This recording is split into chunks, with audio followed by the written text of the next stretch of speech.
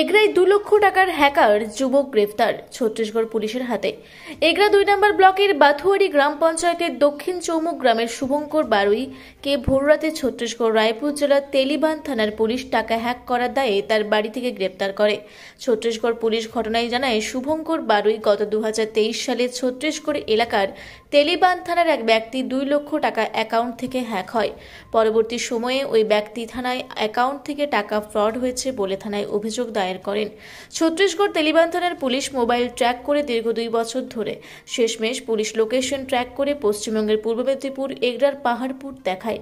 সেই মতো ছত্তিশগড় পুলিশ এগরা থানায় আসে এবং এগরা থানার পুলিশকে সাথে নিয়ে দক্ষিণ চৌমুখ গ্রামে হানা দিয়ে টাকা হ্যাক করা শুভঙ্কর বারুইকে গ্রেপ্তার করে।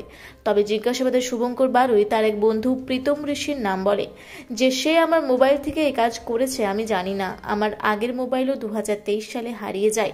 টাকা কিভাবে হ্যাক হয়েছে আমি নিজেই জানি না। বর্তমান ছত্তিশগড় পুলিশ হ্যাকার শুভঙ্কর বারুইকে নিয়ে ছত্তিশগড় রায়পুর তেলিবান থানায় নিয়ে যাওয়ার আগে আজ কাঁথি আদালতে হাজির করিয়ে ট্রানজিট রিমান্ড নেবে বলে জানা গেছে ছত্তিশগড় পুলিশ মারফত।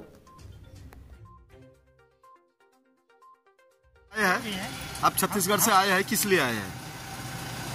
हम तो पुलिस के आरोपी पता तलाश के लिए आए थे और मिलने पर उसको लेके गए। अच्छा, कितने रुपया हैक किया था? 2 लाख करीब। आपका नाम? संजय राम भगत। कहाँ से आए हैं? रायपुर, छत्तीसगढ़। পূর্ব মেদিনীপুর থেকে শঙ্কর দাসের রিপোর্ট, রূপসী বাংলা মিডিয়া।